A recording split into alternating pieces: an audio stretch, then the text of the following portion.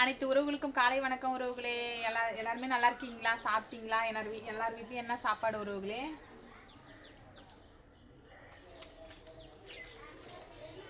எங்கள் வீட்டில் இன்றைக்கி என்ன சாப்பாடுனா தோசை சுட்டு காலையிலே வந்து மல்லாட்டை பயிர் சட்னி வச்சுட்டேன். சட்னி வச்சு சாப்பிட்டாச்சு. இது வந்து சிக்கன் கிரேவி வைக்க போகிறேன் உறவுகளே. மண் சட்டியில் இன்றைக்கி நான் சிக்கன் கிரேவி வைக்க போகிறேன். கிரேவி வந்து ரெடி ஆகிடுச்சு உறவுகளே. கிரேவியில் நான் என்ன போட்டேன்னு பார்த்தீங்கன்னா, ஏற்கனவே எண்ணெய் ஊற்றுனதோடு தான் நான் காமிச்சேன் உங்களுக்கு. மறுபடியும் கடுகு போட்டேன். கடுகு போட்டதெல்லாம் நான் காமிக்கல. இதில் வந்து நான் என்ன போட்டிருக்கேன்னா உறவுகளே, இஞ்சி பூண்டு பெரிய வெங்காயம் புதினா கொத்தமல்லியை வந்து நான் அரைச்சி ஊற்றிட்டேன் உறவுகளே. நம்ம வந்து செய்கிற குழம்புல வந்து நம்ம எல்லாரும் ஒரே மாதிரி தான் செய்வாங்க. நம்ம செய்கிற மெத்தடு தான் வேறு வேறையாக செய்வோம். ஒரு நாளைக்கு நான் கருவேப்பிலை சிக்கன் கிரேவி வைப்பேன். ஏன்னா அது கருவேப்பிலையை வந்து வதக்கி மிளகு சீரகத்தோடு அரைச்சி ஊற்றுப்பேன். அந்த மாதிரி வேறு மாதிரி வந்து மாடல் தான் நான் வந்து. ஆனால் சிக்கன் குழம்பு வந்து எல்லாமே ஒரே மாதிரி தான். இதில் வந்து நான் புதினா கொத்தமல்லியை அரைச்சி ஊற்றிருக்கேன் உறவுகளே. ஆனால் உங்கள்கிட்ட காமிக்க முடியல. எங்கள் வீட்டுக்கு கெஸ்ட்டு வந்ததால் நான் உங்கள்கிட்ட காமிக்க முடியல.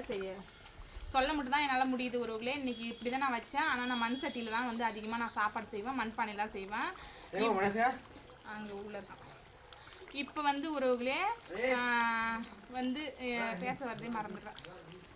வந்து உறவுகளே இப்போ வந்து என்னென்னா, நிறைய பேர் வந்து அக்கா நீங்கள் அடுப்பில் தான் செய்வீங்களா, அவங்கள்ட்ட சிலிண்டர் இல்லையா அப்படின்னு சொல்லிட்டு நிறைய பேர் கேட்குறீங்க உறவுகளே. அப்படி கிடையாது. நான் வந்து எப்பொழுதுமே வந்து சிலிண்டரில் செய்கிறதோட அடுப்பில் செய்கிறது தான் அதிகம். ஏன்னா அடுப்பில் செஞ்சு தான் எனக்கு அதிகமாக பழக்கம். அடுப்புலன்னா நான் மட்டுக்கு உட்காந்து கம்ஃபர்டபுளாக இருக்கும் நான் உட்காந்துட்டு செய்கிறதுக்கு. சிலிண்டர்லாம் என்னால் நின்றுக்கிட்டு செய்ய முடியல. அது ஒன்று பிரச்சனை எனக்கு. நின்றுக்கிட்டு எவ்வளோ நேரம் வேலை பார்க்க முடியும்? பள்ளியிலையும் நின்றுக்கிட்டு தான் நம்ம போயிட்டே இருக்க அலைகிறோம், நாய் போய் அலைகிறோம் நாங்கள். அதனால் வந்து வீட்டில் ஒரு நேரம் மாதிரி சில நேரம் உட்காந்துட்டு சிலிண்டரே இருந்தாலும் நான் கீழே எடுத்து வச்சுக்கிட்டு நான் கீழே உட்காந்து தோசை விடுவேன், எதாக இருந்தாலும் பண்ணுவேன். சிலிண்டர் வந்து நான் எப்போ யூஸ் பண்ணோன்னா, டக்குன்னு என்னால் முடியாத நேரத்துக்கு வந்தேன்னா ஒரு பால் காய வைக்க, ஒரு தோசை சுட, ஒரு சட்னி அரைக்க, இப்படி ஏதாவது சிம்பிளாக எனக்கு ஒரு வெந்நீர் வைக்கணும், உடம்பு சரியில்லைன்னா ஒரு ஏதாவது கஞ்சி வைக்கணும், அந்த மாதிரி டைமில் முடிகிற டைம்லலாம் நான் வந்து ஆளுங்களுக்கு சாப்பாடு செய்கிறது எல்லாமே இந்த அடுப்பில் தான் உறவுகளை நான் செய்வேன். ஏன்னா இந்த ஊர் பக்கத்தில் வந்து விறகு வந்து கனமாக இருக்கும். அது எங்கள் கொல்லையிலலாம் வந்து விறகு இருக்கிற ஊர் இது. ஏன்னா முந்திரி இல்லையா, வருஷம் வந்து முந்திரி கழிப்பாங்க. நிறையா லோடாக வந்து இங்கெல்லாம் விற்பாங்க. ட்ரக்கில் நிறைய பேர் இல்லாதவங்களாம் வாங்கிட்டு போவாங்க. ஏன்னா இந்த ஊரில் வந்து விறகு வந்து அதிகமாக கிடைக்கும். அதனால் பேர்பதி இந்த ஊரில் எல்லாமே நான் மட்டும் இல்லை உறவுகளே, எங்கள் ஊரில் முக்கால்வாசி பேர் வந்து எல்லாமே விறகு அடுப்பில் தான் சமைப்பாங்க எல்லாமே.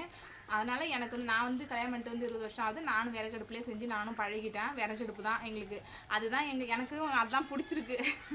உண்மையை சொல்லப்போனால் சிலிண்டர்லாம் எனக்கு செட் ஆகாது உறவுகளே.